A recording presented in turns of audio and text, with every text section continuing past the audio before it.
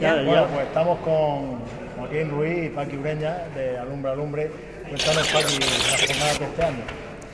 Este año las jornadas van a girar en torno a las mujeres exiliadas, a las mujeres republicanas que tuvieron que salir de España por sus ideas políticas para escapar de la represión franquista, y van a constar de una charla que nos ofrecerá Victoria Fernández Díaz, que se titula Mujeres y exilio, invisibles y olvidadas. Porque si los exiliados y los represaliados y los republicanos en general fueron los grandes olvidados después de la guerra de España, las mujeres fueron, si cabe, doblemente olvidadas. Después seguiremos con una comunicación que nos ofrecerá Gloria Nicolás, que se llama Pasión, Natura y Libertad, los nombres prohibidos, y que nos va a ilustrar pues sobre otra forma de represión, que fue eliminar los nombres que no estaban en el santoral y cambiar por decreto los nombres a todos esos niños y niñas que habían nacido durante la República y la guerra, y que se llamaban, pues como estos ejemplos que pone Gloria, Pasión, Pasionaria, Natura, Libertad, Gracia, Violeta, pues ese tipo de nombres. Por último, nosotros hablaremos de nuestra investigación acerca de las mazarroneras exiliadas y nos presentarán una parte de este proyecto de mazarroneras exiliadas, que es el mural que se ha realizado en Puerto de Mazarrón, que han realizado los alumnos el alumnado de bachillerato, de primero de bachillerato de arte, junto con su profesor y en colaboración con la Concejalía de Igualdad, y que pretende pues homenajear y mostrar en el espacio público pues a las mujeres exiliadas mazarroneras en este caso. ¿Este mural dónde está para que la gente pueda ir a visitarlo? Está en el pabellón de deporte, en el Polideportivo de Puerto de Mazarrón, cerca del Colegio Baida. Joaquín, octava jornada, pero más de 10 años ya de investigación, ¿no? Pues sí, la asociación ya cumplió 10 años, que ya hicimos el aniversario en octubre pasado, del 24, y ya llevamos octava jornada, desde el 2016, que fueron las primeras, hasta ahora, con 2 paradas, dos interrupciones obligadas, pero bueno, son las octavas. Esto ya tiene un poquito de historia, las jornadas en Mazarrón. La actividad no para, porque hay mucho que investigar, mucho que hacer. Somos gente muy curiosa que no dejamos de trabajar. Se ha estado trabajando en temas de deportados, se ha estado trabajando en temas de mujer. Tenemos pendiente muchas historias de muchos mazarroneros y mazarroneras para poder dar luz y explicarlas y dar un poquito de homenajear un poquito a estas personas que están allí olvidadas. Pero vamos, que el trabajo es muy grande y no se acaba. Gracias.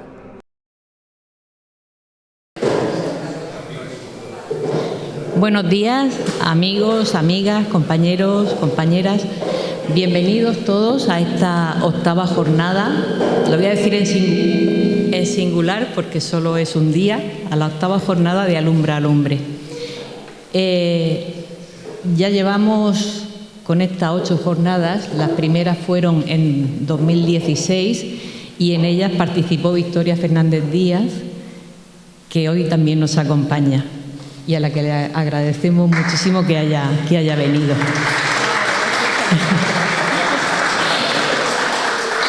Bueno, antes de nada quiero agradecer a los medios de comunicación locales que después nos retransmitirán, y especialmente a Telesatélite, que hace la cobertura de este acto, y a Luis García Morales, que además pues nos ayuda en la parte técnica de estas jornadas, y también al Ayuntamiento de Mazarrón, que nos cede el local para poder realizarlas.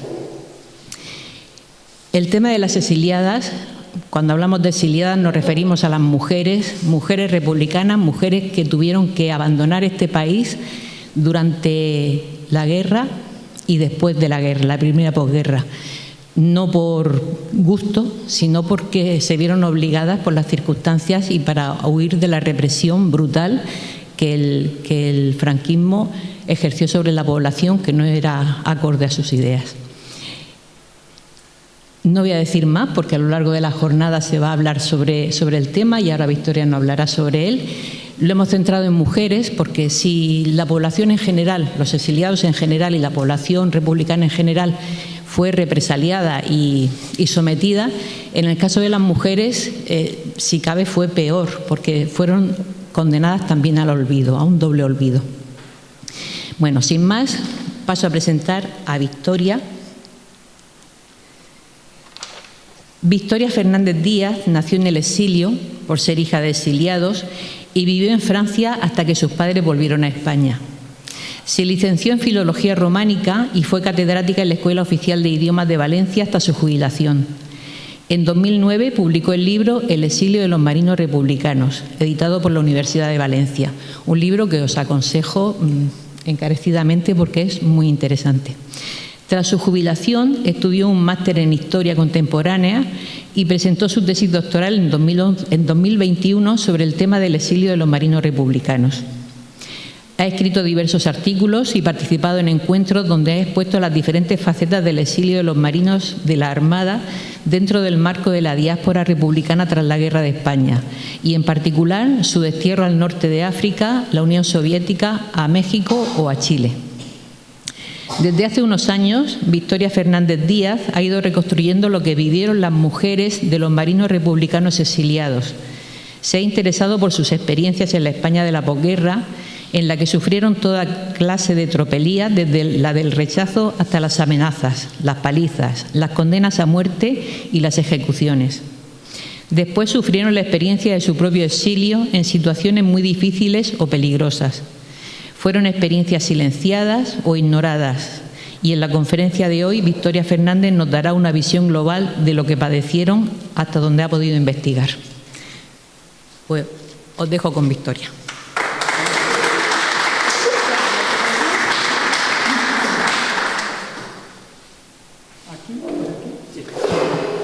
¿Sí? ¿O no? Se está acoplando. Ah, bien. A ver. Ahí. ¿Y está esto correcto? ¿Se me oye? Sí, vale. Bueno, pues buenos días a todas y a todos. Muchas gracias por estar aquí.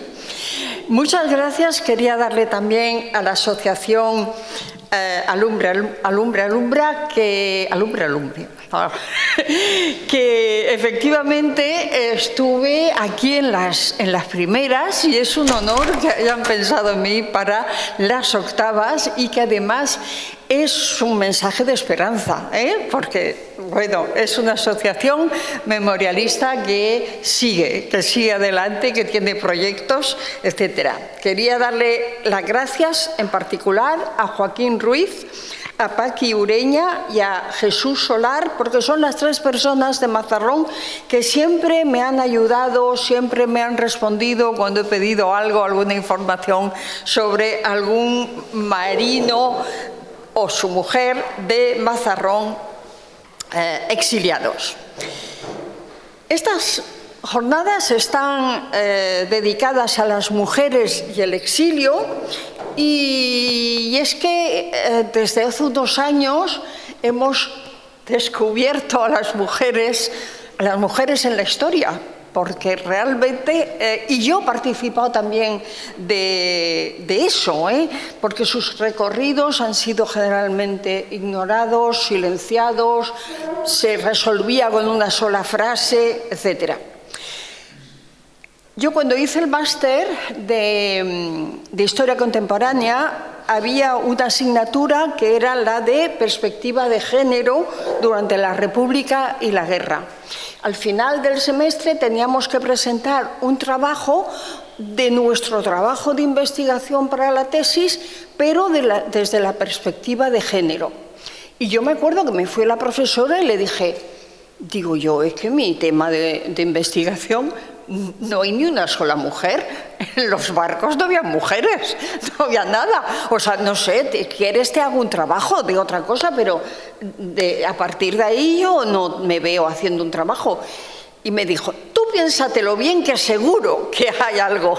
Y efectivamente, pensándolo, dije, bueno, si hay más de 4.000 marinos republicanos exiliados, hubo también más de 4.000 mujeres, compañeras, madres, hermanas, hijas de marinos exiliados que tuvieron que vivir unas experiencias diferentes a las que vivieron ellos, pero también reales, y lo vivieron de forma distinta, desde perspectivas diferentes y sobre todo ignoradas, invisibles y silenciadas.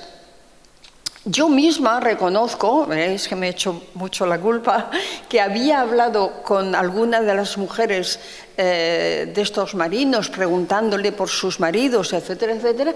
No se me ocurrió en el 2005 decirle: ¿y tú, Pepa, cómo lo pasaste? ¿Qué pasó?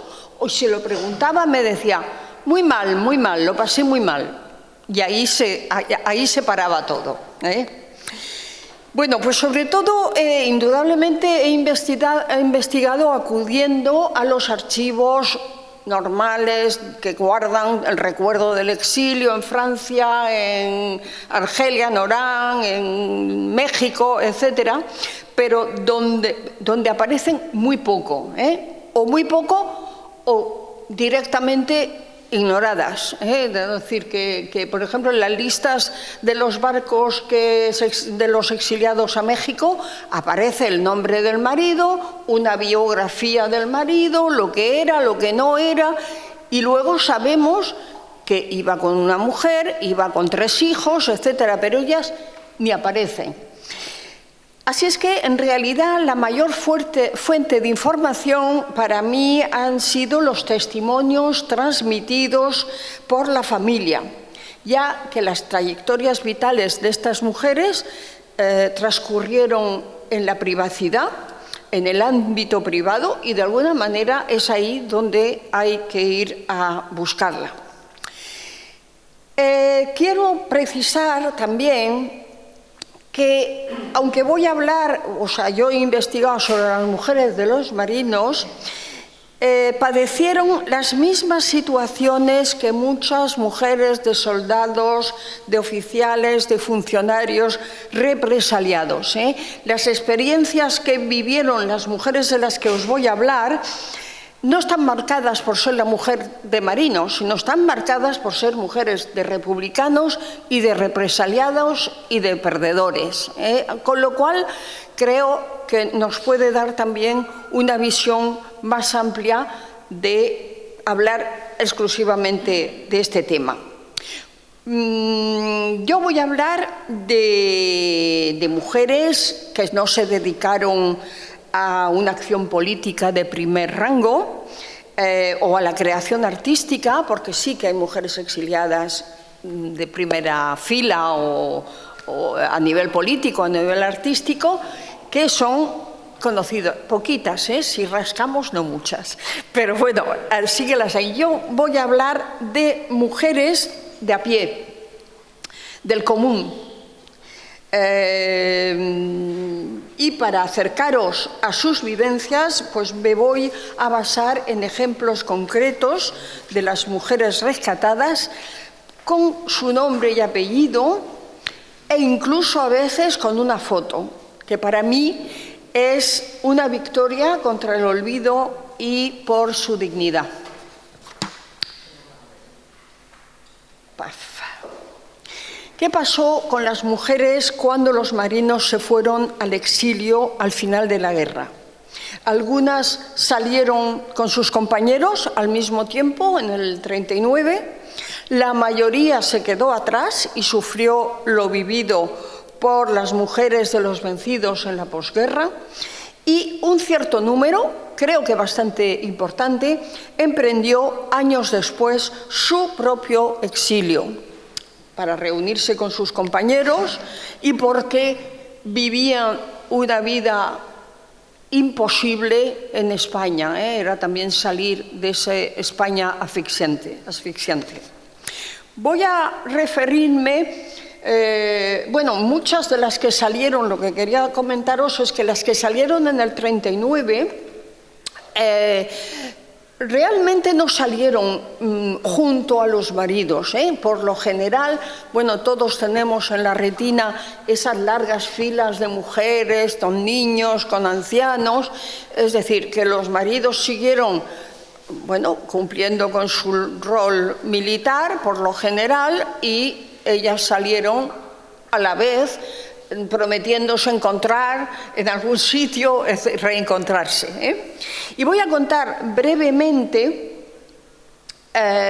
una parte del recorrido de una cartagenera, María Alcolea Martínez, compañera del cabo electricista Francisco Bértalo Blanco, promovido a suboficial durante la guerra. Antes de la guerra, María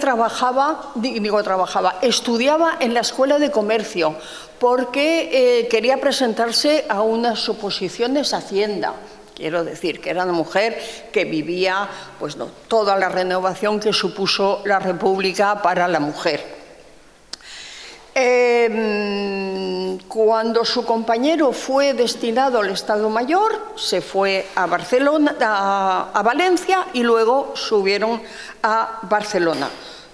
Tuvieron allí a una niña que llamaron Libertad, que es con la que yo he contactado y que se sigue llamando Libertad porque está en Francia.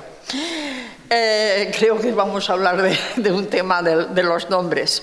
Cuando el gobierno dio la orden de evacuar, su compañero y ella dijeron, bueno, pues oye, nos vemos en Cadaqués, que pasarán por Cadaqués y allí nos podemos encontrar. Ella se fue a Cadaqués.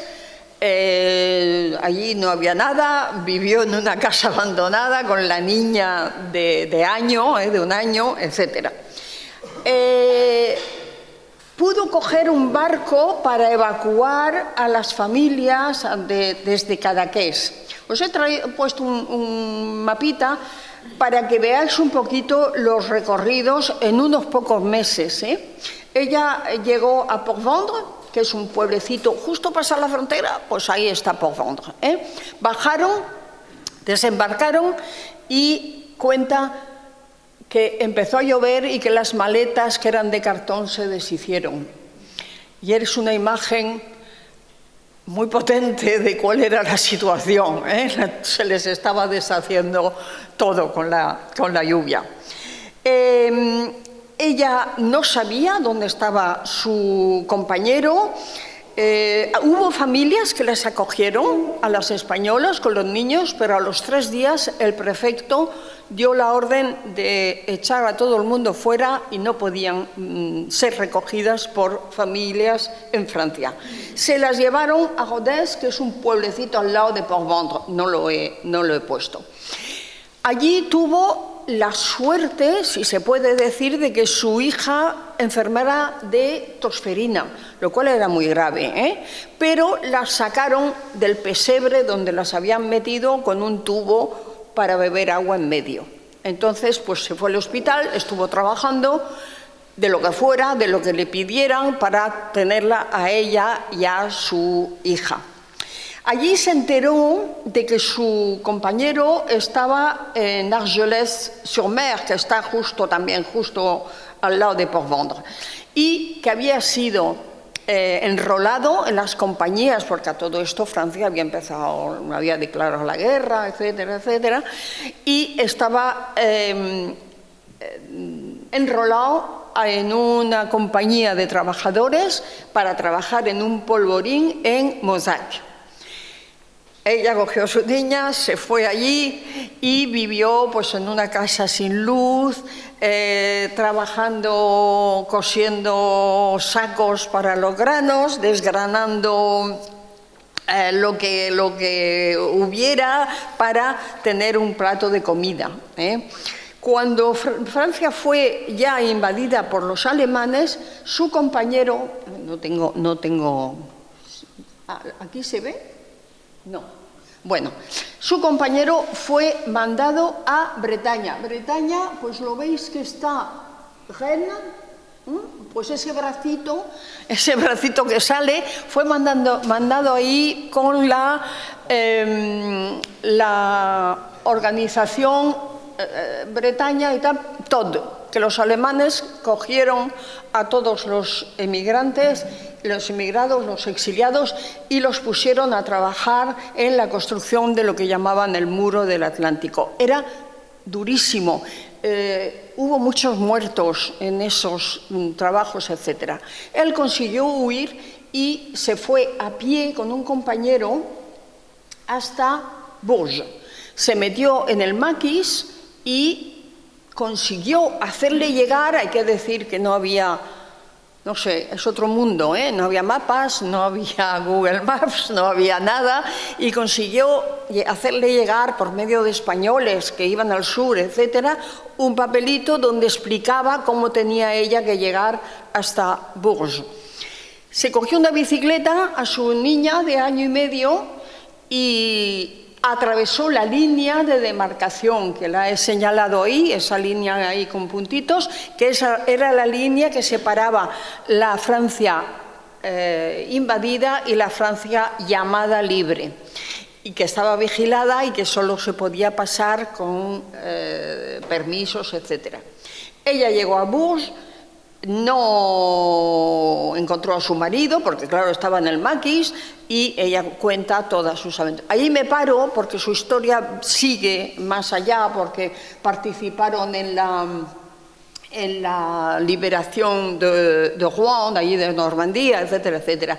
Simplemente os lo quería comentar para que vierais un poco cuál era la situación de una mujer en la Francia, en guerra, etcétera, que no era solamente pasar la frontera, que es que había detrás muchas cosas. Como he dicho, la mayoría quedó atrás y vivió como toda mujer, compañera, madre, hermana, de represaliados en aquel momento, de republicanos, quiero decir, de republicanos en aquel momento, es decir, hombres que fueron fusilados, represaliados o exiliados. Antes del exilio, estas mujeres de las que voy a hablar eran fundamentalmente amas de casa.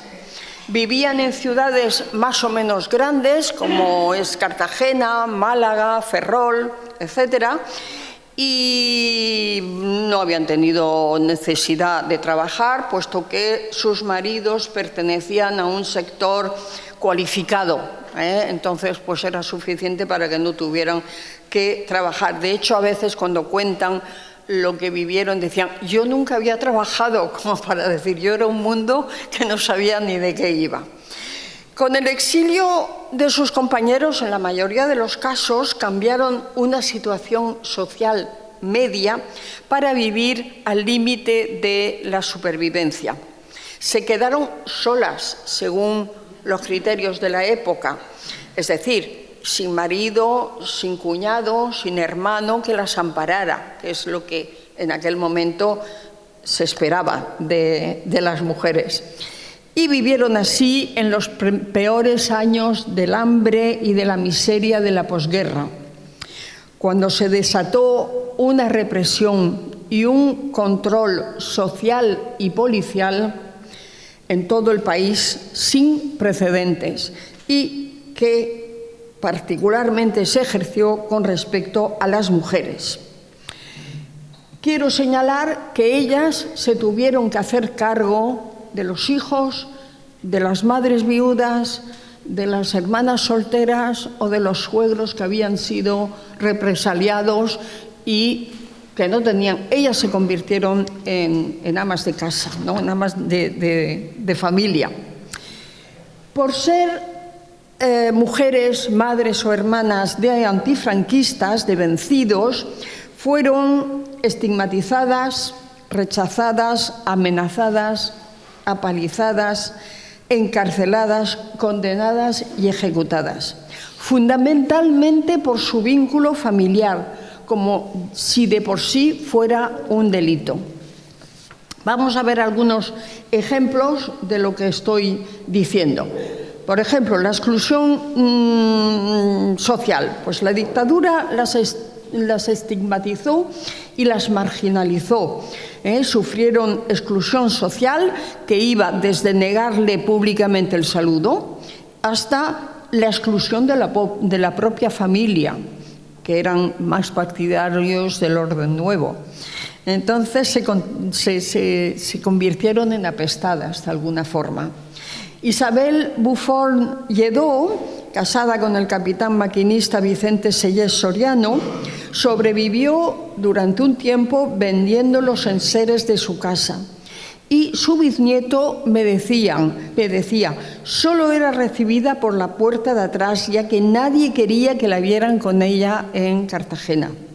Consuelo Ros Nicolás, cuando se fue a la escuadra, se encontró su casa destrozada, con tiros, etcétera, y ella, bueno, asustada, se fue andando hasta la Unión para que su familia, porque no se atrevió a meterse en su casa, y su familia le dijo que no, que con ella no querían nada, y ella se tuvo que ir con un primo que la acompañara hasta Barcelona para trabajar allí donde nadie la conocía.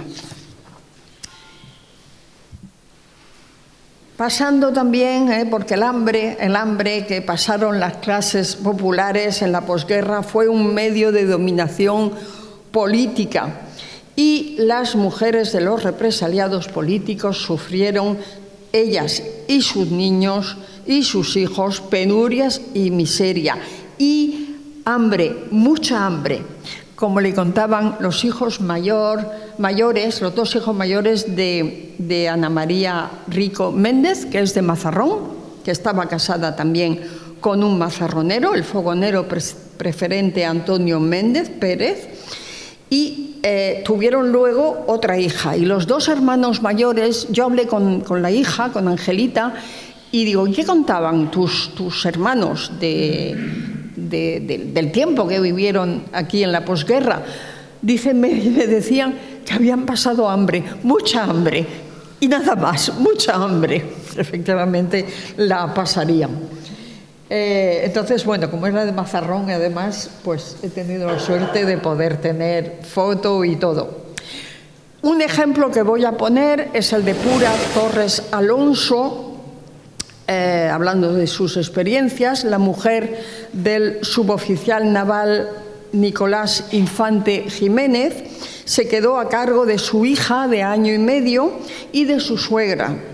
Durante años no supo si su marido vivía o estaba muerto, porque no sabía nada de él. Consiguió emplearse en la fábrica de Santa Isabel de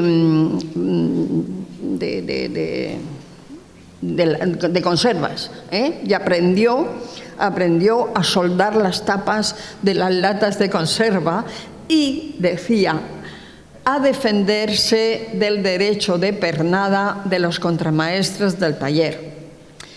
Suponemos que algunas veces se defendería y otras veces no sería tan fácil, porque hubo una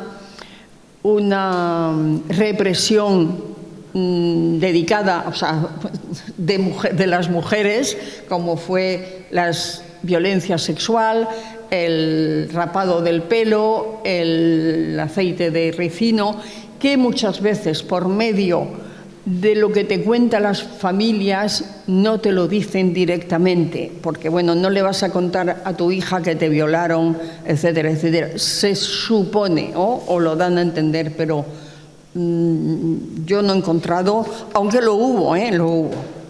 Después hubo una represión que yo llamo cotidiana, es decir, que aparte de la marginación social, el hambre, la miseria, se añadió una represión cotidiana, corriente, llena de amenazas, de humillaciones, de registro de las casas, de interrogatorios en los cuarteles, en las comisarías, de palizas, de vejaciones, que eso no lo encuentras normalmente en los archivos. No te dicen en el archivo de comisaría que tuvieron a una señora un día entero pegándole palizas. Es decir, que eso tienes que ir un poco sacándoselo a la familia. Unos 3 ejemplos. Carmen Martínez Moreno, la mujer del marinero cocinero José Rosique Solana, fue convocada a la comisaría de Cartagena, donde le zarandearon delante suya las cartas que habían interceptado de su marido.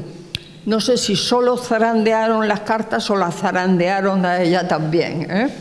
Ella decía, sin poderlas leer, las rompieron. Eso ella era horrible, la amenazaron, la insultaron. Pero, como decía su hija, la dejaron marchar. Enriqueta Lorca Martínez, la mujer del radiotelegrafista Antonio Domínguez Tratabull, de quien sus hijas recordaban que la policía la sacaba de casa y se la llevaba a comisaría, interrogándole una y otra vez sobre el paradero de su marido y que vivía aterrorizada. Micaela Vila Segura, también de Cartagena, era la mujer del marinero Onofre Varela Álvarez, que se quedó con un bebé recién nacido y marchó a Asturias, a casa de sus suegros, para poder comer. Allí trabajaba de sirvienta y su hijo, que fue con el que yo hablé, me dijo, de vez en cuando iba a la Guardia Civil, se los llevaba a los abuelos y a su madre y le daban palizas. Cuando digo apalizadas y encarceladas, solo pongo el ejemplo de Josefina Martínez Cinza, porque bueno, el franquismo no dudó tampoco en aplicar castigos severos a las mujeres con juicios militares, encarcelamientos y ejecuciones. Aunque algunas mujeres de las que vamos a hablar podían tener una militancia política, su militancia se limitaba, digamos, a acciones de cuidado, no eran una militancia política de primer orden. Y las acusaciones, ahora lo veremos, pues se basaban fundamentalmente en haberse manifestado públicamente sobre sus convicciones y su parentesco con republicanos y represaliados. Esto último fue lo que probablemente le ocurrió a Josefina Martínez, cuyo marido, el suboficial de artillería David Fernández do Pico, era del Partido Comunista. Fue detenida durante 15 días en el cuartel de la Guardia Civil, donde sufrió mucho maltrato, mucho. Y lo digo entre comillas porque eso es lo que la información que me dio su hija, la niña esa que está ahí sentadita. Yo hablaba siempre con el hijo y un día le dije, oye, ¿y tu madre? Cuéntame de tu madre, etcétera. Dice, pues vas a hablar con mi hermana, porque entre mujeres se hablaban más. Lo digo como detalle. Luego fue encarcelada durante 6 meses porque es que no la acusaron de nada, digamos. Después también hubo cárcel y pena de muerte. Elvira Casado Martínez, la mujer del fogonero Fulgencio Jover Fernández, fue una de las 2 mujeres que fueron condenadas a muerte en Cartagena. Era del Partido Comunista y su militancia fundamentalmente se traducía en ponerse el mono cuando había bombardeos e ir en las casas bombardeadas a quitar escombros, a cuidar de los habitantes, etcétera, etcétera. El tribunal militar que la juzgó retuvo contra ella su asistencia, y digo entre comillas, es decir, tal cual, su asistencia a una manifestación convocada como reacción a los bombardeos que sufrió la ciudad, donde vociferaba consignas. Lo que quería decir que había cometido 2 delitos muy graves para una mujer en aquel momento, porque atentaban directamente contra la idea del ángel del hogar que tenían que ser las mujeres en el franquismo, es decir, calladas y sometidas. Y eso de hablar en voz alta, vociferar, gritar, era pecado, digamos, importante. De hecho, siempre las republicanas en los juicios siempre salen vociferando, gritando, etcétera, etcétera, porque eso era una transgresión inaudita contra el orden patriarcal preestablecido. Fue encarcelada con un niño de meses, lactante, en la cárcel de San Antón, y cuando venían a por las sacas decía que estaba aterrorizada por si se la llevaban y por tener que dejar a su hijo allí en la cárcel. En 1942 le conmutaron la pena a 30 años de reclusión, recorrió, es decir, se fue de Cartagena, recorrió, eso era muy corriente, recorrió todas las cárceles de España y sus hijos fueron ingresados en la Casa de la Misericordia de Cartagena.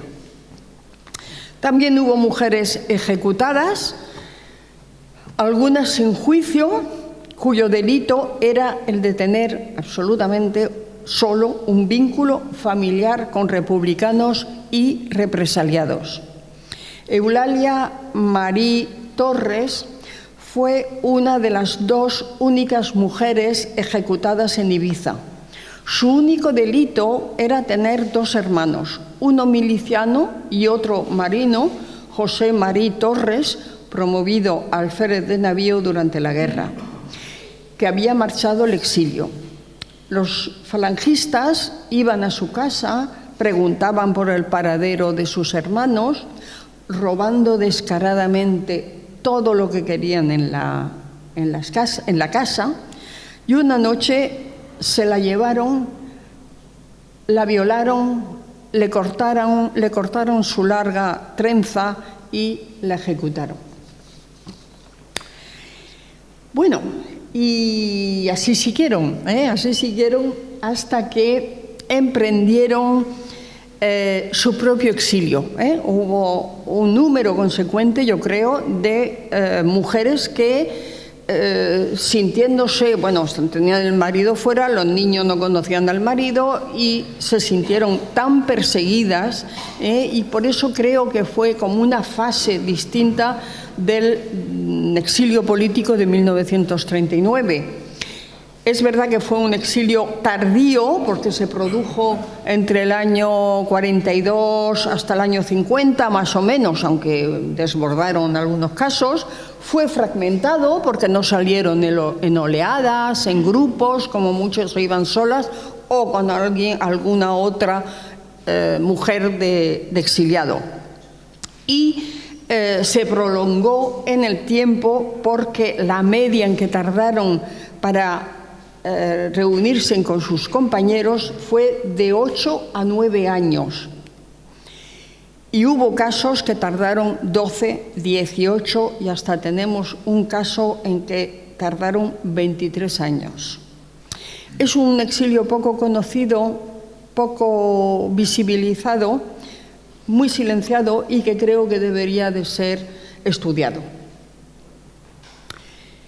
Y es que las dificultades eran infinitas de salir de España en aquel momento. Circular por España se necesitaban permisos, una mujer debía de ir, siempre me lo dicen, acompañada de un primo, acompañada de alguien que les hacía de guardián.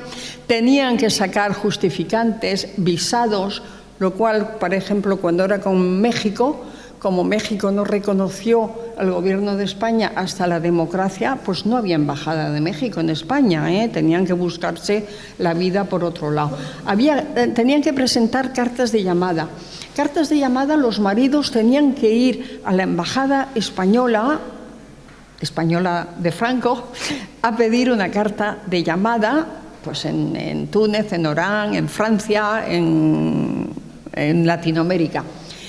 Y para algunos aquello era un trago, era un trago tener que pedir un favor en la embajada de la España franquista. Incluso los del PC no lo hicieron jamás.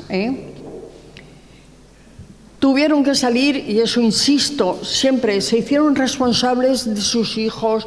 Veremos algunos ejemplos de las madres, de las hermanas, de los suegros, etcétera, que no es que salían ellas sin más. Muchas se tuvieron que casar por poderes, porque las que se habían casado por el registro civil no fueron reconocidas jamás como casadas y se les quitó el apellido al hijo, se les quitaba el apellido al hijo. Entonces, si querían hacer papeles para justificar que iban a reunirse con su marido, tenían que casarse por poderes. Y se necesitaba mucho dinero para llegar a destino, pagar los trenes, los autobuses, los barcos, las guías para pasar la frontera clandestinamente. Generalmente ellas no tenían ese dinero y eran los maridos los que les hacían llegar el dinero por medios que necesitaríamos un capítulo aparte, contando cómo conseguían, con toda una red de solidaridad fuera y en España, conseguían mandar el dinero. Los viajes eran verdaderas odiseas. Pongo dos ejemplos, el de Manuela Collado López, mujer de José González López, maestro zapatero del Libertad, que intentó pasar a África. La primera vez vendió todos sus enseres de la casa y se fue con su hija hasta Melilla, y en Melilla no la dejaron pasar. Y se tuvo que volver con la casa vacía, etcétera, hasta que ya en el 47 lo consiguió. Aunque todavía le robaron un par de calcetines que le llevaba a su marido. Todavía se acordaba la hija, es que mi madre lo único que le llevaba a mi padre era un par de calcetines y el aduanero se los robó. De que todavía. La hija me contaba que habían tardado 11 días en llegar a Túnez. Encarnación González Martínez, la mujer del cabo fogonero Baltasar Sánchez Huertas, intentó también por 2 veces pasar a Francia. La primera vez la echaron para atrás y la segunda vez, en el 50, pudo pasar, pero le quitaron el dinero, con lo cual se tuvo que quedar en casa de una casa solidaria, digamos, bordando, cosiendo, hasta reunir el dinero, hasta que su marido, que estaba en Orán, pudo ir a recogerla. Tardaron 12 años en volverse a ver después del fin de la guerra. Bueno, y entonces vamos a ver para dónde se fueron. Como la mayoría de los marinos, en su gran parte, se exiliaron a Túnez y algunos a Argelia, hubo muchos casos de mujeres que marcharon al norte de África, como Isabel Buffon, con 2 hijas, con su madre, maestra y represaliada, con su hermana, que ya había estado en la cárcel y a quien le estaban volviendo a abrir un expediente, es decir, que era una cuestión vital de poder salir. Y en el 49 se reunió con su marido en Túnez. Consuelo Ros, que estaba en Barcelona, era la que habían rechazado la familia, y entonces ella se fue a Túnez pasando por Córcega. Juanita Baños... esperaros que no la he dejado llegar. Juanita Baños, la mujer de Roberto Olives Huguet, teniente de navío ascendido durante la guerra, se tuvo que volver a casar por poderes para poderse reunir con su marido en 1949, 10 años después de acabada la guerra. María Matrán, que a lo mejor conocéis el estudio Matrán de Cartagena. Bueno, pues María Matrán, junto con su hermana, abrió en 1925 el estudio Matrán en Cartagena. Yo he hablado con su sobrina y me decía, era una mujer maravillosa, adelantada, de bandera. Luego llegó el hermano, que era más pequeño, y es que el que se hizo cargo del... Pero fueron ellas las que abrieron ese estudio. Ella estaba casada y no sabía de su marido durante muchos años, con Ángel Guevara de la Rosa, teniente maquinista, y se fue a Túnez en 1947, 9 años después. Y luego estuvo trabajando en Francia como fotógrafa, no como fotógrafa, sino como en el estudio, un estudio.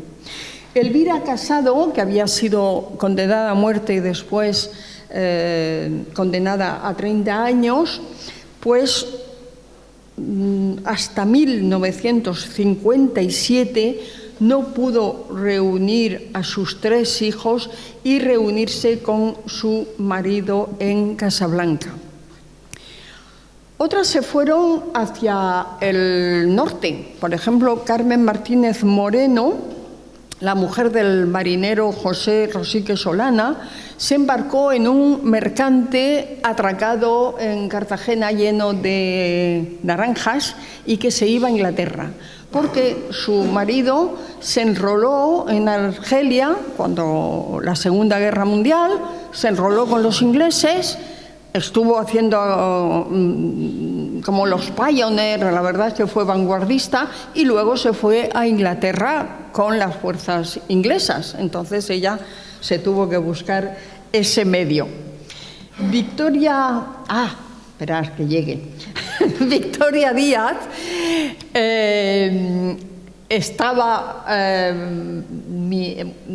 Díaz es que mi madre, lo cuento porque lo sé de primeras. Entonces, Victoria Díaz, mi padre, estaba en Francia, en Normandía, y una noche llegó un vasco a Cartagena y le dijo: vengo de parte de tu marido. Y llevaba este anillo, para decirle que venía de parte de él. Mañana por la mañana salimos hacia Madrid y después a pasar la frontera. Y así fue. Se hizo una maletita, se fue hasta Madrid, estuvieron esperando a 2 condenados a muerte que también querían pasar la frontera, pero los veían, pero no podían estar juntos, es decir, con precauciones. Luego llegó al País Vasco y pasó la frontera cruzando el Bidasoa con el agua debajo del pecho. El guía les dijo: si alguien se va, no intentar cogerlo porque os ahogáis también. La víspera había, desde la orilla, la Guardia Civil había matado a una madre con su hijo. Es decir, que eran condiciones peligrosas. Vale. Catalina Mercado estaba casada con el suboficial Jesús Luaces Seoane, con 2 niños y otro que nació en el 49. Al acabar la guerra vivió en Portmán, porque ella es allí donde estaba su marido, vivió en Portmán de la Caridad, porque es que se quedó de la Caridad, tuvo que vivir, hasta que se pudo ir a Galicia, a casa de sus suegros, y en 1945 pudo pasar la frontera con sus 3 hijos. Ahí. Y Ana María Rico Méndez, la mazarronera que bien conocemos, que había pasado hambre, mucha hambre, y que se pudo reunir con su marido en Marsella.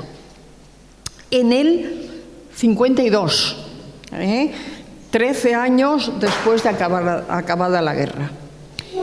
Luego hubo algunas que se fueron a Latinoamérica, porque ya os he dicho que con México era difícil, siempre lo veréis, que tenían que pasar o por Marsella o por Lisboa para que les firmaran los papeles, el visado.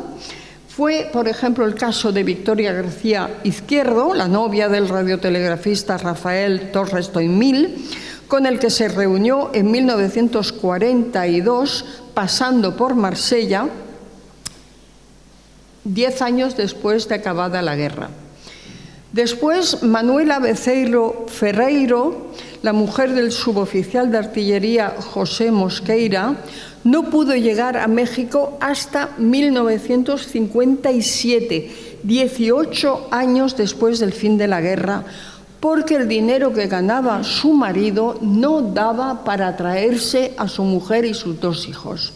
José Mosqueira, fue mandado a la colonia de las Casas de Chiapa. Era un deseo de Lázaro Cárdenas de que los españoles fueran a cultivar la tierra. Muy poquitos lo hicieron, estaban en unas condiciones horrorosas, es decir, estaban en las condiciones en que vivían los campesinos mexicanos, durmiendo al raso, sin tener ni siquiera una chabola y con el dinero que no daba para comer. Entonces, él lo desembarcó, lo metieron en la colonia y hasta que pudo salir, buscarse la vida, etc. Primero se trajo al hijo y después se trajo, en el 57 se trajo a la mujer y a su hija. Y después María Vidal Araujo, novia de Faustino García Puga, marinero de primera, oficinista, estaba exiliado en Chile y ellos se cartearon durante algún tiempo. Ni siquiera pudo casarse por poderes porque era complicadísimo. Ella además era una familia represaliada y entonces se marchó a Chile. No pasó por ahí, pasó por el canal, pero bueno, era más fácil hacerlo así. Se marchó a Chile, donde finalmente se casaron. Bueno, y entonces empezó otra etapa, que fue el exilio, porque hemos visto las experiencias que tuvieron en la España franquista, la experiencia de su propio exilio, que ellas vivieron, que fueron situaciones ignoradas, invisibles, bajo la frase directa, o sea, la frase genérica que os decía que lo pasó muy mal. Y ya está, no, lo pasé muy mal. Y ya no se sabía nada más. Hemos visto que sufrieron toda clase de tropelías, que pagaron en general por su vinculación familiar, y, como os he dicho, había y se ejerció la violencia específica contra las mujeres, como fue el rapado de pelo, la ingesta de aceite de ricino y la violencia sexual. Por fin, quisiera señalar que su propio exilio fue una muestra de la resistencia bajo el franquismo, de la resistencia que ejercieron estas mujeres por la resolución y el coraje que tuvieron y que emplearon para salir de una España asfixiante, vamos a decir, en condiciones difíciles y a veces peligrosas. Su vida en el exilio pues fue otra etapa, quizá otros aquí nos cuenten más de ellos, se tuvieron que adaptar a otras costumbres, a otro idioma, en muchos casos, a otras condiciones de vida, y también, hay que decirlo, se tuvieron que adaptar a otro marido que ya no tenía nada que ver con el que se habían casado 10 o 15 años antes. Se encontraron muchas veces con desconocidos y ellos también con desconocidas por las experiencias. Y bueno, y era un poco lo que os quería comentar hoy. Muchas gracias. Y gracias a vosotros.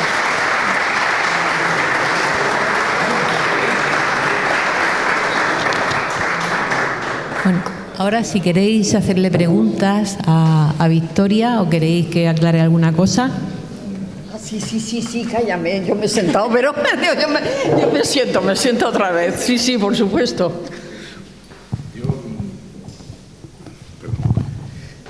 Quería comentarte, porque esa parte del exilio ya supongo que muy pocos o muy pocas lo pasarían bien también cuando llegaran al sitio. Claro. Que lo pasarían mal. Sí. Haría falta un tiempo, etcétera, etcétera, que también es algo. Y luego, bueno, eso, simple como comentario, ¿no?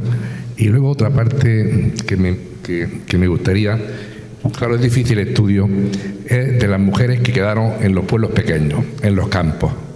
Es decir, ahí la mayoría se tuvieron que quedar toda la vida y sufriría otro tipo de... Sí. diferente, pero que sería el rechazo social. Es decir, los vecinos, sabiendo quién eran, también tuvieron que pasarlo mal. Lo que pasa es que, claro, tenían que adaptarse a esa situación, pero que también se habla poco de esas mujeres que vivieron en los campos y en los pueblos durante toda la época franquista. Sí, sí. Y por último, en tu caso particular, permíteme que te tutee, de tu familia, o en general, cuando salían, ¿lo hacían por la frontera normalmente o ¿Cómo? Perdona. Cuando salieran... Sí, cuando salían al exilio, cuando se iban, sí. Pasaban por fronteras o...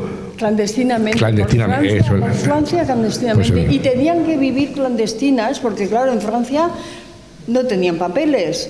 Era la posguerra en Francia, o bueno, había terminado la Segunda Guerra Mundial, tenían todavía cartilla de racionamiento, ellas no podían aspirar a tenerlas, y no las reconocían como exiliadas, con lo cual durante un tiempo tuvieron que pasar lo suyo para poder normalizar la situación, simplemente. Y ya por último, como algo curioso, pero sí es cierto, es decir, que no se habla mucho, cuando se encuentran ese hombre y esa mujer, y lo has dicho muy bien, no eran el ideal de cuando salieron, sino que habían pasado 10, 15, 20 años, o incluso menos tiempo, pero ya no eran las mismas personas. No, ya no eran las mismas personas, sí.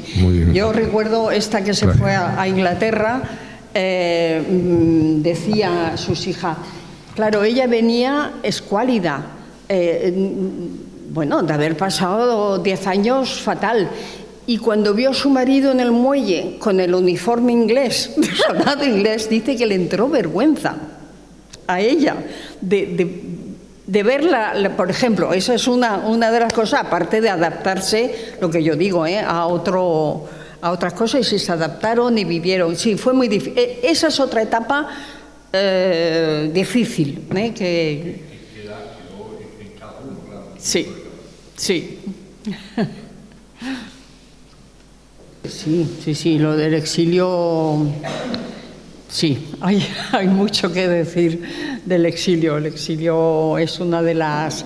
Bueno, en el mundo antiguo era la pena que se le infligía después de la pena de muerte, era la pena al exilio, es decir, que era una de las cosas más duras y crueles. Y yo, de hecho, escribí sobre el exilio y tal, porque me acuerdo que una compañera me dijo, el exilio, bueno, pues volvieron y ya está.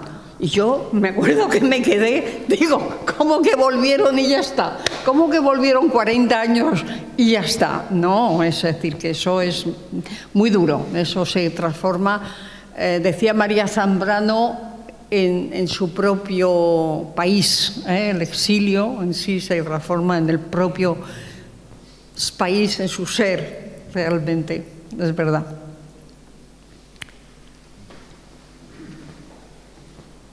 Bueno, ahora ya, ¿sí? ¿Alguna pregunta más? Bueno, pues hacemos una pequeña pausa, podéis tomar un café y seguimos con la charla de Gloria.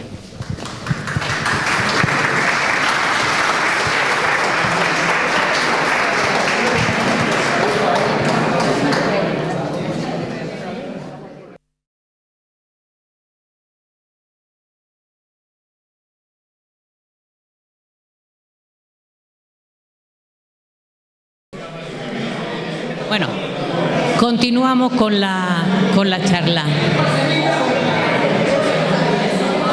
Antes de pasar a que tanto el profesor del instituto, el profesor de arte, como los representantes del instituto y del ayuntamiento y de Alumbra Lumbre nos cuenten el tema del mural, voy a contextualizar un poquillo el tema de las exiliadas mazarroneras.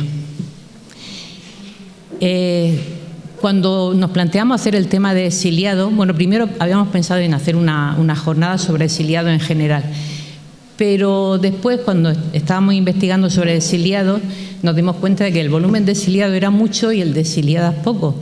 Y entonces, en un ejercicio de esforzarnos por estudiar a las exiliadas que son menos visibles, pues dijimos, no, las jornadas van a ser sobre exiliadas. Precisamente por eso, porque es mucho más complicado encontrar información sobre exiliadas. ¿Por qué? Pues porque, por ejemplo, en La Retirada, bueno, antes de empezar, es que esta frase me gusta mucho. Dice: en esta dispersión española le ha tocado a la mujer un papel histórico y lo ha recitado bien. Algún día se contarán o cantarán las pequeñas historias, las anécdotas menudas, y se contará la pequeña epopeya diaria, el heroísmo minúsculo de los labios apretados del frío, del hambre, de los trabajos casi increíbles. Es de María Teresa León. Ella fue exiliada, era de la generación del 27, estuvo en Francia, estuvo en Argentina y volvió a España en el 77 con su marido, con Rafael Alberti.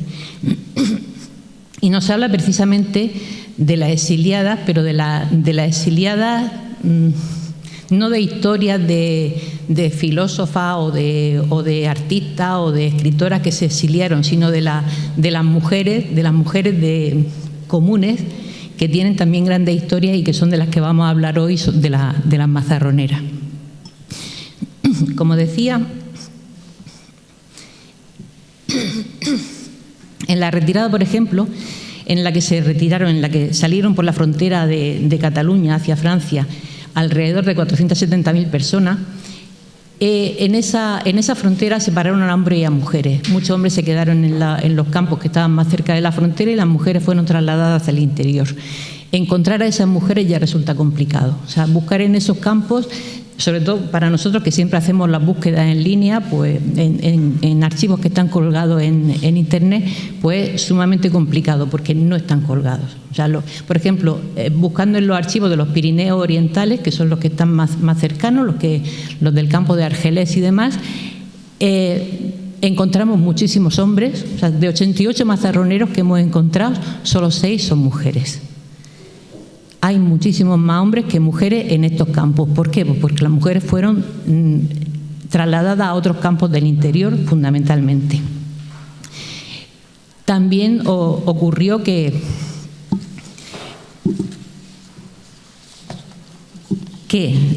los hombres, por ejemplo, a los exiliados en general los animaron a regresar a España.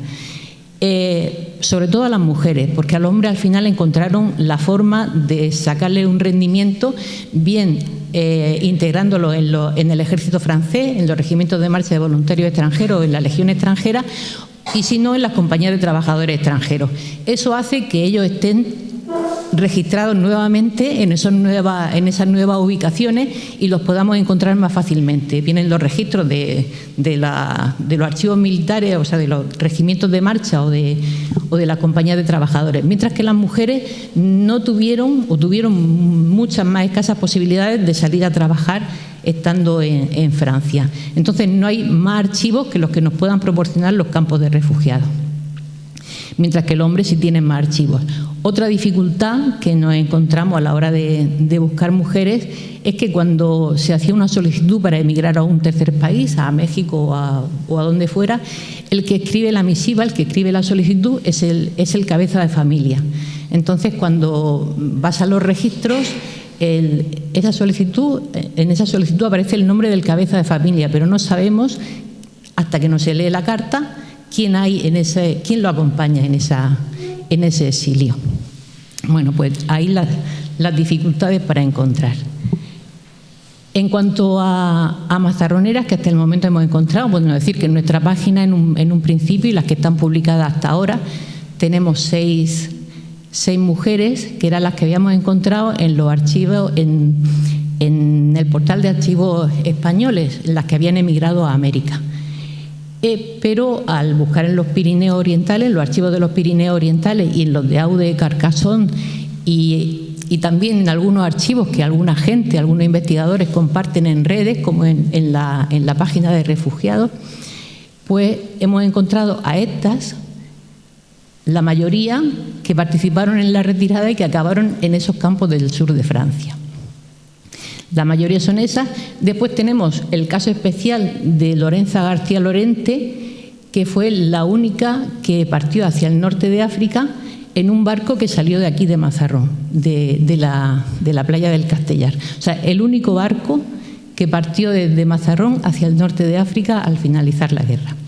Ella se fue con su marido y con su hijo, que se llamaba Helio y al que le cambiaron el nombre por Pedro. Y después las que aparecerán en el mural y que ahora diré, que son las que partieron a América y las que de momento estamos localizando con el reagrupamiento familiar posterior durante la posguerra. Como casos así curiosos y a destacar, tenemos a dos mujeres. Bueno, decir que todas estas mujeres que participaron en la retirada partieron desde Cataluña porque vivían en Cataluña. O sea, eran nacidas en Mazarrón, pero que ya habían emigrado previamente y vivían en Cataluña. Decir que, bueno, la maternidad de Elna, una maternidad refugio que se creó en esa ciudad francesa que está situada a 7 kilómetros del campo de Argelés, y fue fundado por una joven maestra suiza, Elisabeth Eidenberg, que ella había participado como enfermera voluntaria durante la Guerra Civil y salió con los refugiados cuando la retirada. Entonces vio la situación en la que estaban las mujeres en los campos de refugiados de Argelés, de San Ciprián, de Ribesaltes, y decidió crear una maternidad. Alquilaron un pequeño palacete, un castillo le llamaban castillo de Bardou, y bueno, que estaba un poco ruinoso, pero lo adaptaron con ayuda de los internos de los campos de refugiados y pusieron en marcha una maternidad. Con eso garantizaban la supervivencia tanto de las madres como de los recién nacidos. Se abastecían con material de la Cruz Roja y con personal voluntario de la Escuela de Enfermería y de personas también de los campos de refugiados. En esa maternidad nacieron 597 bebés entre 1939 y 1944 y alrededor de 400 eran españoles, eran hijos de exiliadas españolas. Ese lo cerraron en el 44, la Gestapo lo cerró porque atendían también a judías y entonces con esa excusa y que era refugio y para judíos, pues se lo cerraron. Allí dieron a luz dos mazarroneras, dos nacidas en Mazarrón. Una fue Isabel Bonil Hernández, que era de La Majada, había emigrado a Barcelona y allí ella salió en la retirada. Una cosa que no he comentado y que es una constante en todas las mujeres que partieron al exilio es que cargaban con las familias. O sea, ellas eran las responsables de poner a salvo a las familias.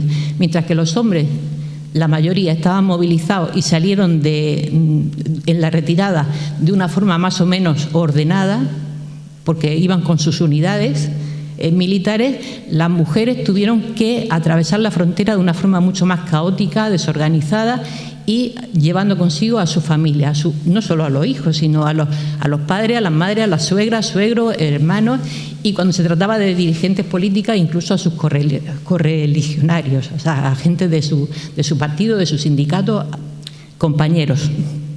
Bueno, pues Isabel Bonil salió con sus hijos, que se llamaban Sebastián, Josefa, Libertad y Floreal, o sea, por el tema de los nombres.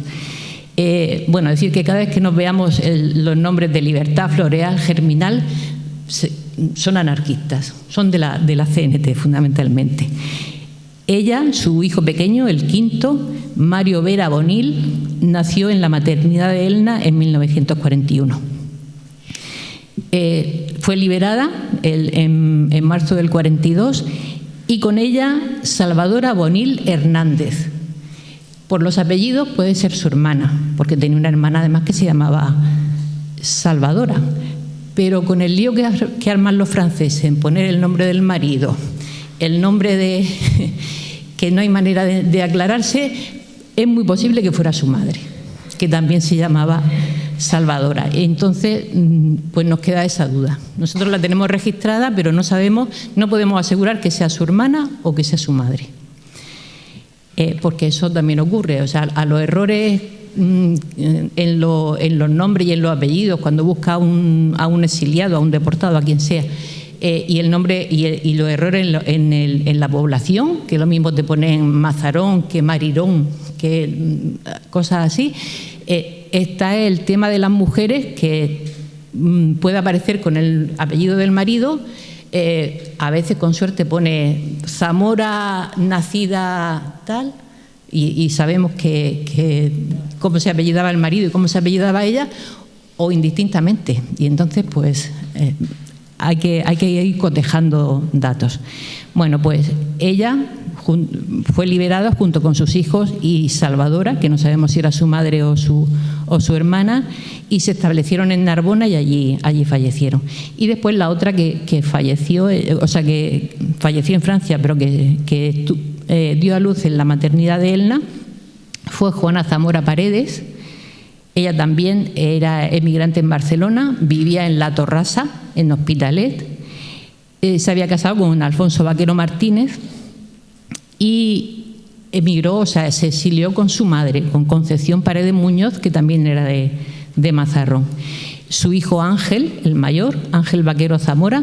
Bueno, aquí nos queda la duda de si algún niño falleció por el camino, pero bueno, que en teoría es el mayor, Ángel Vaquero Zamora, nació en la maternidad de Elna en 1942 y después se establecieron en Agen y siguieron militando. O sea, tanto Isabel Bonil como Juana Zamora siguieron militando en la CNT, y se estableció con su familia, y sus hijos, a los 4 hijos que tuvo después, le pusieron por nombre Vida, Serge, Alain y Violet.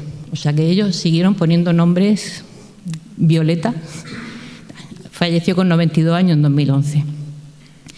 Otro caso que hemos destacado es el de Florentina Ron Martínez. Esta mujer, junto con sus 2 hijas, viajó en el convoy de los 927. El convoy de los 927 partió de Angulema en el 20 de agosto de 1940, y la particularidad de este convoy de deportados partió desde Angulema hacia el campo de concentración de Mauthausen. La particularidad es que fue el primer convoy de personas, de familias enteras, que fue dirigido directamente hacia un campo de concentración. Es cierto que una vez allí solo desembarcaron a los varones mayores de 13 años, y los internaron en el campo. De hecho, a su marido lo internaron. Su marido era Jaime Escaler Puig, que era de Barcelona, y murió allí con 42 años en el año 41, el mismo año que falleció un mazarronero que estaba allí, que viajó en ese convoy, que era Antonio Martínez Otálora. Pues Florentina y sus 2 hijas fueron con su marido. Ellos habían llegado a Francia en la retirada, ella había sido ingresada en un campo y él en otro distinto. Lograron reunir la familia en Angulema, y en Angulema los montaron en el tren y los deportaron. A él lo dejaron en el campo y murió, o sea, lo asesinaron en Gusen, y a ella, como a todas las mujeres que viajaban en ese tren y a todos los menores, los devolvieron directamente a España, los repatriaron a España y los entregaron a las autoridades franquistas. Aquí, en el mejor de los casos, para su reeducación. Después ella pues se estableció vivían en Salem, y después se fueron con unos familiares. Bueno.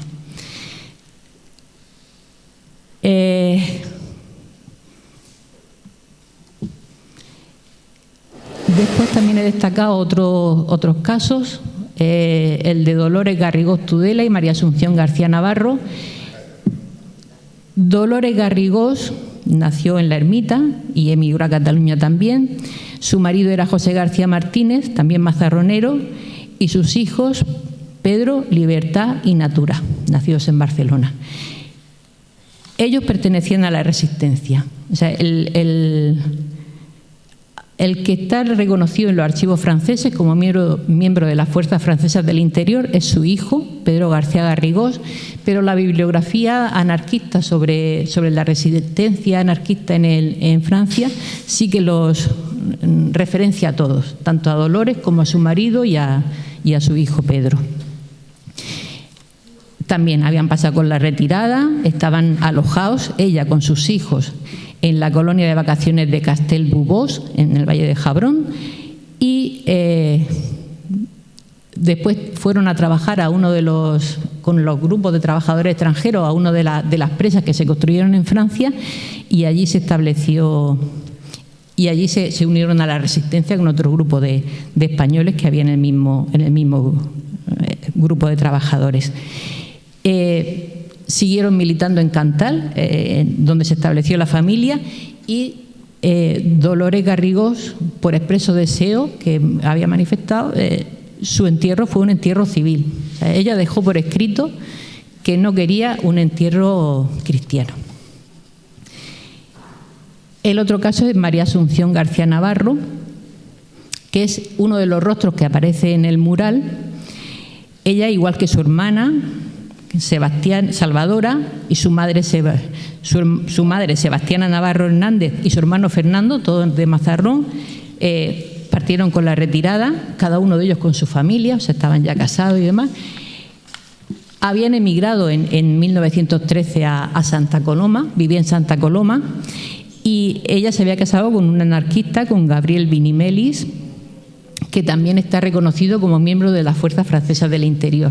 Con lo cual pienso que, aunque ella no esté identificada como resistencia, posiblemente sí que participara de la resistencia. Ella estuvo en varios campos, en Rivesaltes, hasta la derrota alemana, y después fue, junto con su marido y otros españoles, una de las reorganizadoras de la Confederación Nacional del Trabajo en Francia. De hecho, con su marido y con su hija mayor hicieron un cuadro artístico, iban por los pueblos recaudando fondos para el movimiento libertario español. Y ahora aquí tenéis a los rostros que aparecen en el mural, que son exiliadas a América, y Ana María Rico, del reagrupamiento familiar que nos ha hablado Victoria. Tenemos a Carmen Bernal López de Lago. Ella nació en Mazarrón, era hija de un empleado de aduanas que casualmente estaba aquí. Quiero decir que su familia, el vínculo con Mazarrón fue 2 o 3 años que el padre estuvo destinado en Puerto de Mazarrón. Residía en Pamplona, estaba casada con el juez Luis Elío Torres y tenía 3 hijas. Pamplona cayó al inicio de la guerra, entonces el marido estuvo oculto durante 3 años. Ella tuvo que pasar a la zona que no estaba, a la zona republicana, con sus hijas. Después se exilió a Francia. En Francia se le reunió el marido con otra odisea, y finalmente emigraron, se exiliaron a América en el transatlántico de Graz, y se instalaron en México. Pero la experiencia de la guerra dejó marca en esa pareja, se separaron y ella acabó su vida en un sanatorio mental, tuvo un final trágico. Como anécdota de esta familia, de su hija, o sea, su hija pequeña, que se llamaba María Luisa Helio, ella pertenecía porque era una gente acomodada, o sea, era gente de un círculo, digamos, se movía en un círculo más de intelectuales y demás. La hija pertenecía a un grupo de exiliados en México, en el que también estaba Gabriel García Márquez. Y fue en la época en que este escritor, escribió 100 años de soledad, y todas las ediciones de este libro están dedicadas a la hija de Carmen Bernal. O sea, en todas se puede leer para Jomí García Scott, que era el marido, y María Luisa Elío, que era la hija de Carmen Bernal López. Bueno, eso como curiosidad.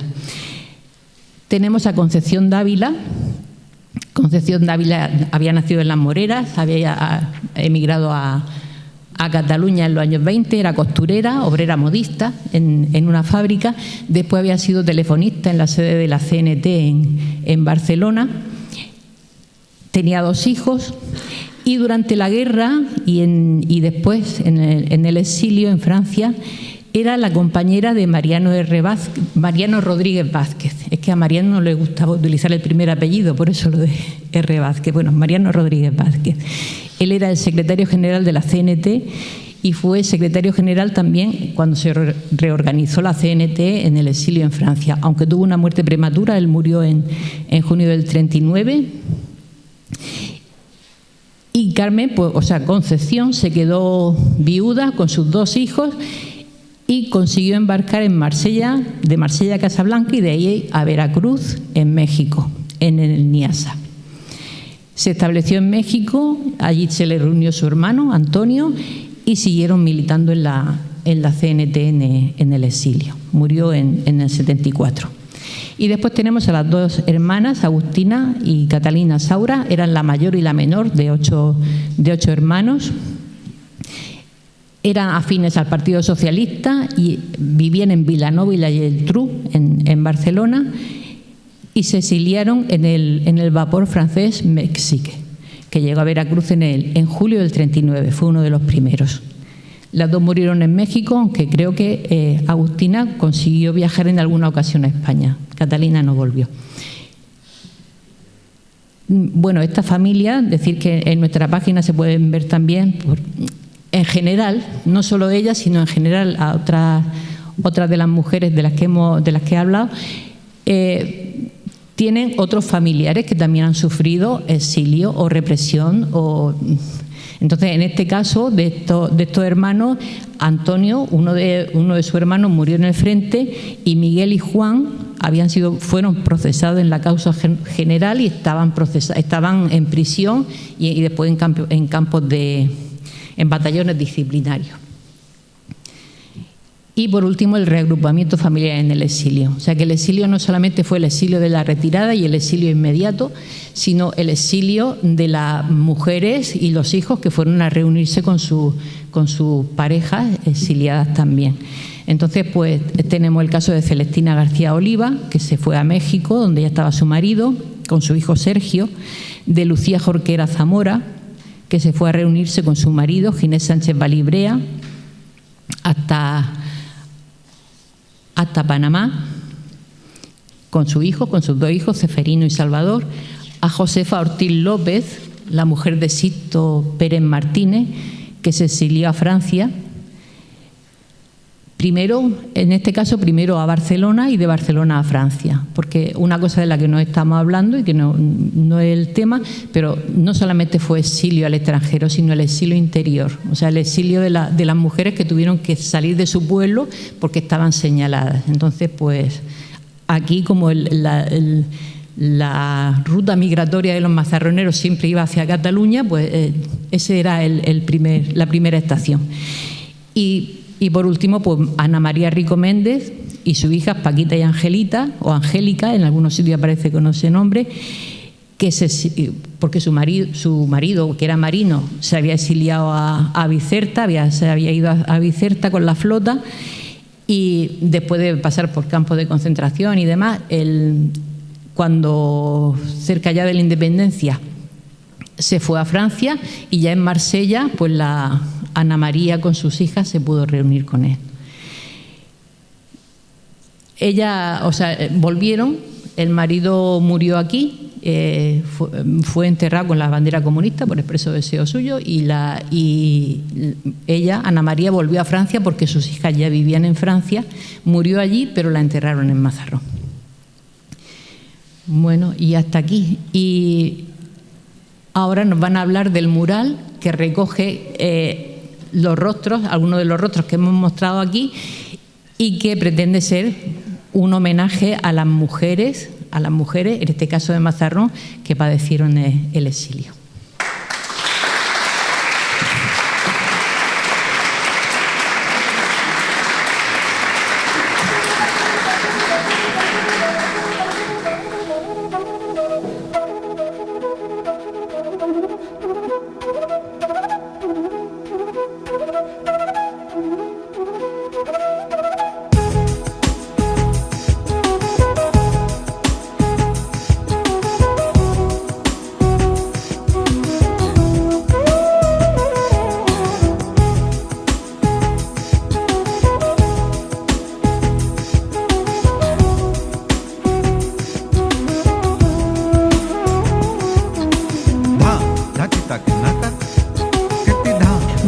Vamos ahora a dar comienzo a la última comunicación de las jornadas, que es la presentación del proyecto artístico Exiliadas Mazarroneras.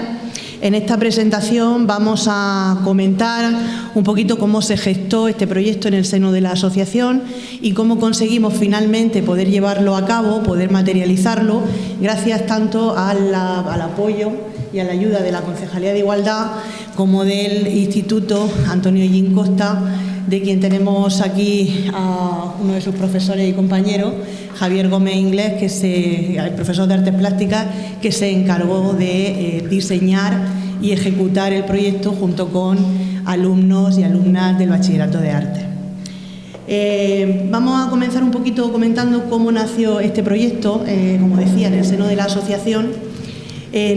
Nosotros en un primer momento lo que quisimos fue aprovechar que la Concejalía de Igualdad había iniciado un proyecto para dar visibilidad a la mujer a través de la pintura mural en las calles de nuestro municipio. En ese contexto, nosotros lo que pretendimos fue intentar generar un espacio de memoria aprovechándonos de la coyuntura. Inicialmente la temática iba a ser otra, pero bueno, por distintas circunstancias el proceso se fue alargando y finalmente terminó coincidiendo con el inicio de la investigación que la asociación llevó a cabo sobre las exiliadas mazarroneras, y entonces comprendimos que era el tema que teníamos que utilizar para poder homenajear y dar visibilidad a estas mujeres. La idea fue utilizar los rostros de aquellas mujeres de las que tuviésemos fotografías. Como decía Victoria esta mañana, es una forma también de dignificarlas, y que a través de esas fotografías que las representaban, pues también se extendiese a representar a todas las demás mujeres, pero no solamente mujeres mazarroneras, sino también ya a nivel general, pues que fuese un lugar de memoria para homenajear a los exiliados y exiliadas de ayer, de hoy y de siempre, ¿no? Que desafortunadamente, pues por distintos motivos, normalmente políticos o religiosos, pues sigue existiendo este drama.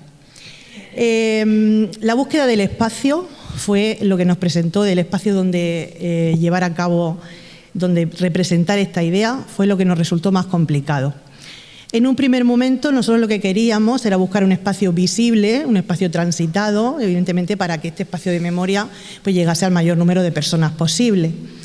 Nos dimos nuestras vueltas por el municipio intentando buscar muros que estuviesen libres, que estuviesen disponibles, y que nos encontramos, pues claro, que la mayor parte de esos muros son de particulares, son privados. Una vez que más o menos ubicamos el espacio, tenemos que descubrir a quién pertenece ese muro y luego ponernos en contacto con esa persona y conseguir que nos dé el permiso para llevar a cabo el proyecto. Transcurrido más de un año sin conseguir el espacio para poder llevar a cabo, como digo, el proyecto, y viniendo Miguel Ángel al instituto en otro contexto para celebrar el acto del 8M, el acto de la mujer, con el que también el instituto colabora con la Concejalía de Igualdad, pues ya de forma ya también un poco desesperada le dije: Miguel Ángel, ¿no habrá algún espacio público que podamos utilizar? Porque vemos que el tiempo pasa y no somos capaces de llevar a buen término, ¿no?, este proyecto. Y entonces pues se llegó a la conclusión de que sí que había un espacio que además cumplía con los requisitos que la asociación quería, que es el espacio de las pistas deportivas de Puerto de Mazarrón. Un espacio que luego visitaremos y que está pues céntrico en la zona del mercado, si conocéis la zona del puerto, en la zona del mercado, cerca de lo que es el Colegio Bahía. Bueno, pues una vez que tuvimos el espacio y previamente nosotros ya habíamos el instituto ya se había comprometido con nosotros para poder realizar este proyecto, para que los alumnos y alumnas del Bachillerato de Arte realizaran este proyecto, pues lo planteamos, pero con el problema de que esto fue en marzo y el Bachillerato del instituto termina en mayo, 1 de junio. Entonces nos vimos con otro problema añadido, y era que teníamos muy poquito tiempo para poder llevar este proyecto a cabo. A pesar de todo ello, Javi se comprometió con nosotros a a ejecutarlo, a diseñar lo que iba a ser, lo que íbamos a finalmente poder ver en ese espacio de memoria y a ejecutarlo con los alumnos y alumnas del Bachillerato de Arte. He de decir que toda propuesta que tanto Fernando como yo, que somos miembros de la asociación y profesores de historia del Instituto del Antonio Gin Costa de Puesto de Mazarrón, todas las propuestas que hemos llevado a la directiva del centro para llevar la memoria democrática a las aulas han sido siempre aceptadas, nos han apoyado muchísimo y esto es algo de valorar porque no es algo muy común en los tiempos que vivimos. Bueno, pues una vez conseguido llevar a cabo el proyecto, la idea era, pues bueno, le pasamos a Javi un dossier de información con estas mujeres, con las fotografías de las mujeres de las que disponíamos, que no eran solamente 5, y con este material Javi y sus alumnos se pusieron a trabajar para diseñar y para ejecutar el proyecto, como digo, en un tiempo récord, dando como resultado pues la maravilla artística que luego tendremos ocasión, aquellos que queréis acompañarnos, tendremos ocasión de visitar. ¿Qué rostros vemos en el mural? Pues vemos los rostros de Agustina Saura, de su hermana Catalina, de Carmen Bernal, de María Asunción García y de Concepción Dávila, de la que Paqui nos ha contado ya un poquito de su historia en la contextualización. Acompañan los rostros de estas mujeres las frases de Ida Vitale, del poema Exilios, de la poeta Cristina Peri Rossi y también una frase de María Teresa León. Todas ellas mujeres también exiliadas. He de decir que el mural está todavía sin concluir, está prácticamente terminado, pero queda poner los nombres de estas mujeres y también de las autoras de las frases. Esos nombres, cuando empiece el curso en septiembre, serán incorporados en el mural, se colocará la placa correspondiente y se procederá a la inauguración del mismo, con lo que tendremos ya por fin concluido ese espacio de memoria dedicado a dar visibilidad y a homenajear a todas estas mujeres exiliadas.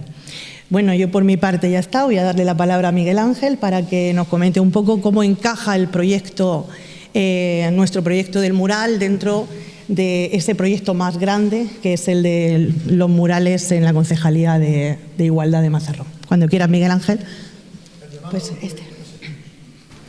Bueno, pues buenos días a todos. Antes que nada agradecer la invitación a esta jornada por parte de Paqui y un año más. Y bueno, como ha dicho María Ángeles, si no recuerdo mal, esto empezó, creo que fue esta propuesta hace 2 veranos, que nos reunimos Fernando, Paqui, María Ángeles y yo, donde me propusieron pues esta idea de un mural en homenaje a la exiliada mazarnera.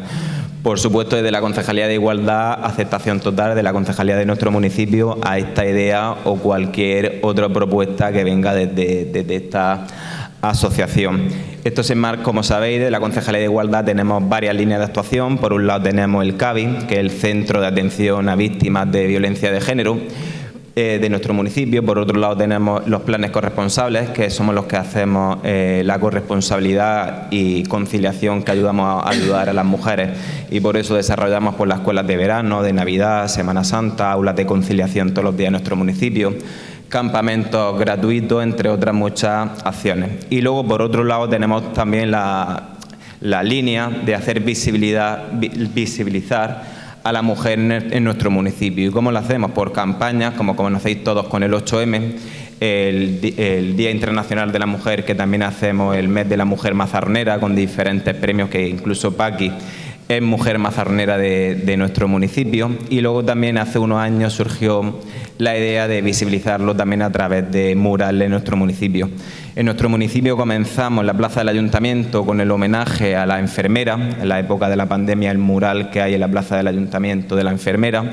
Luego seguimos en la misma plaza, enfrente del bar de Juan, bueno, el bar de la plaza, homenaje al mural que está en la Casa Antigua, la mujer mazarnera de ayer, hoy y siempre, de que está en la fachada una nieta y la abuela, de cómo ha cambiado la mujer mazarnera desde hace 50 años hasta ahora. Y luego el tercer mural también, la hija del pescador, que está en la fachada del supermercado de Bolnuevo, en el lateral, en homenaje siempre, que en Mazarrón hay mucho homenaje al pescador, hay un busto pero nunca nadie se acordaba de la mujer que se quedaba en casa y de la hija esperando al marido a ver si venía con pescado y a ver cómo iba a ser la situación esa semana en casa. Y luego el cuarto mural que me ofrecieron pues fue el de la idea de Paqui, y nosotros encantados. Yo mi agradecimiento a ellos, como he dicho, mi propuesta a cualquier trabajo. Yo sí que he venido ya hoy con la placa, aunque está el mural sin terminar,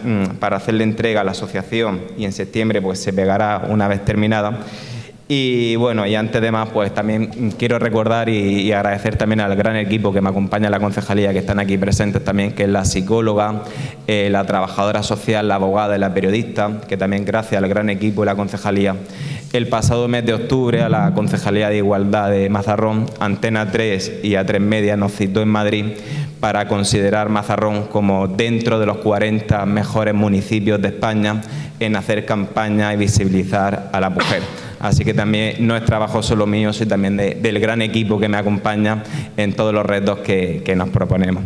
Y yo sin más, pues antes de hacer la entrega, si quieres os la leo, la placa que se pondrá en septiembre junto a los alumnos, que son ellos los verdaderos protagonistas, aunque nosotros pues le echemos un cable, y pone: en memoria de las exiliadas mazarroneras, mural diseñado y realizado por la alumna, alumnos y profesores de artes del IES Don Antonio Ellín Costa de Puerto de Mazarrón. Los alumnos son Natividad Vicente, Carmen Vivanco, Rocía Díaz, Lucía Raja, Luca Gardiner, Leire Rosales y Miriam Sánchez. Y los profesores María José Muñoz Revuelta y Javier Gómez Inglés, que lo tenemos aquí. Junio 2025, y luego pues la organización Asociación Alumbre de Mazarrón, Historia y Memoria, y con la colaboración del Ayuntamiento de Mazarrón con su Concejalía de Igualdad. Así que muchas gracias a todos.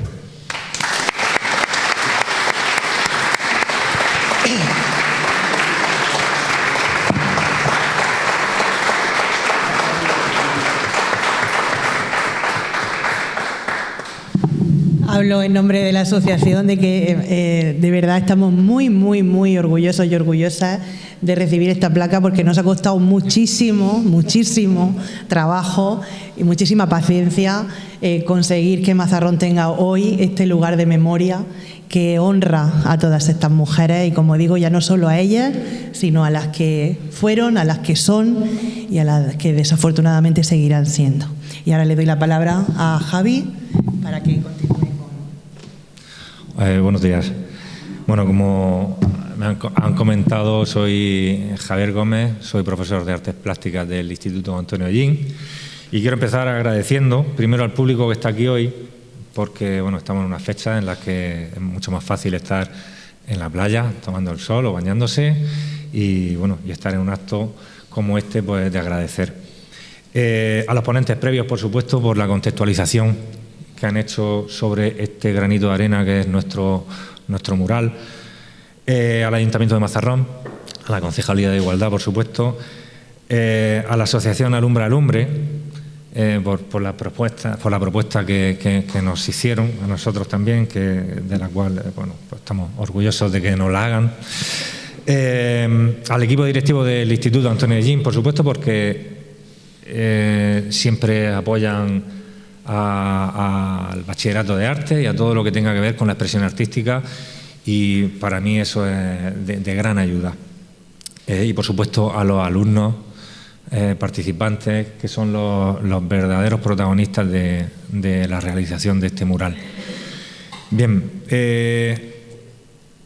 iba a contar la propuesta que me hizo previamente María Ángeles, pero lo ha contado ya. Ha contado los problemas que tuvimos con la elección de los muros. Se paralizó el proyecto porque no teníamos sitio en un principio donde pintar. Al principio iba a ser en un muro que era privado, luego eso se cayó y al final conseguimos, gracias a la Concejalía de Igualdad, conseguimos ponerlo, poder realizarlo en los muros de las instalaciones deportivas de Puerto de Mazarrón. Bueno, yo no me quiero extender mucho porque ya he visto que vamos con un poquito de retraso y voy a ser breve. En un principio, bueno, el proceso de realización de una pintura mural es bastante tedioso y bastante complejo. Tuvimos que superar diferentes hándicaps, como el poco tiempo que teníamos, el trabajar con alumnos de un instituto a final de curso, cuando están con exámenes, es complejo. Y por eso vuelvo a repetir el apoyo del centro educativo para que podamos salir durante 3 mañanas, porque se realizó solamente durante 3 mañanas de principios de junio. Por eso, bueno, quedan algunos detalles, como ha dicho María Ángeles, por terminar, que terminaremos ahora a principios de septiembre. Y bueno, pues el diseño, como verán, pues es sencillo, pero queríamos que fuera bastante representativo. Y bueno, pues fue un diseño sencillo con las siluetas que pudieran representar y retratar a estas mujeres exiliadas mazarroneras.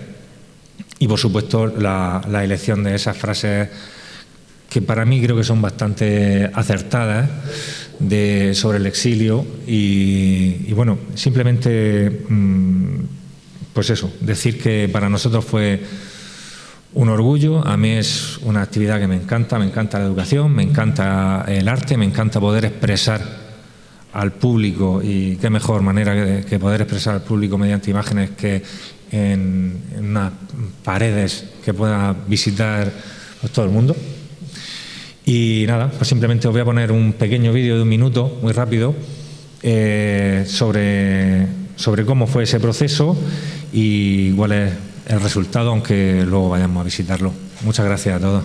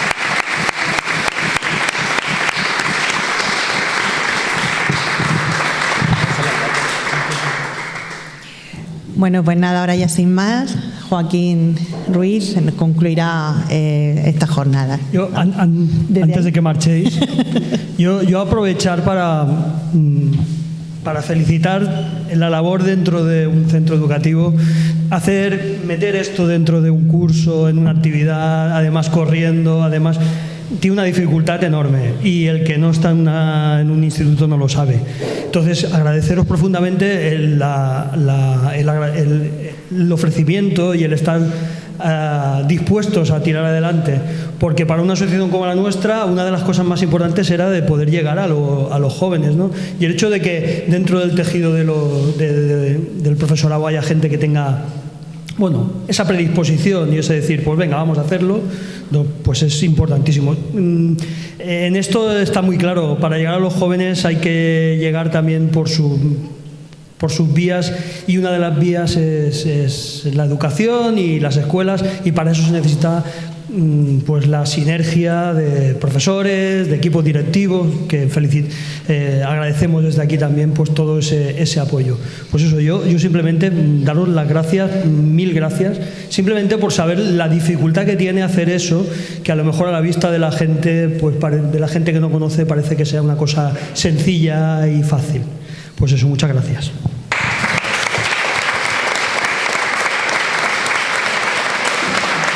Y ya, para acabar, y damos concluidas las jornadas, si nos queréis acompañar, vamos a ir a ver los murales. Los que vayáis a quedaros a comer con nosotros, después de allí iremos al restaurante.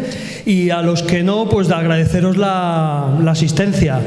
Yo estoy muy contento por el aforo. Sabemos que estas cosas no siempre son fáciles, ni por fechas, antes decía fechas, pero ni por fechas ni por muchas otras razones no es sencillo que la gente pues acceda.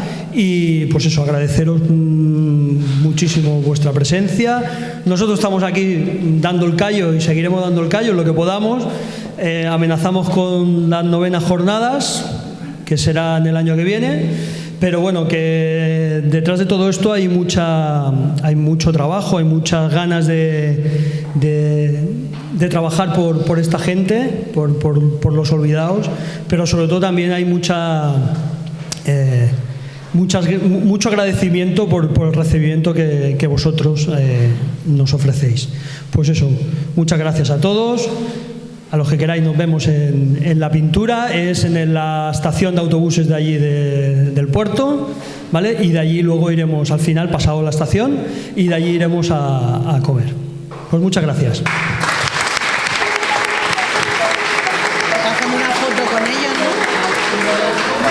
Vamos a hacer una fotito.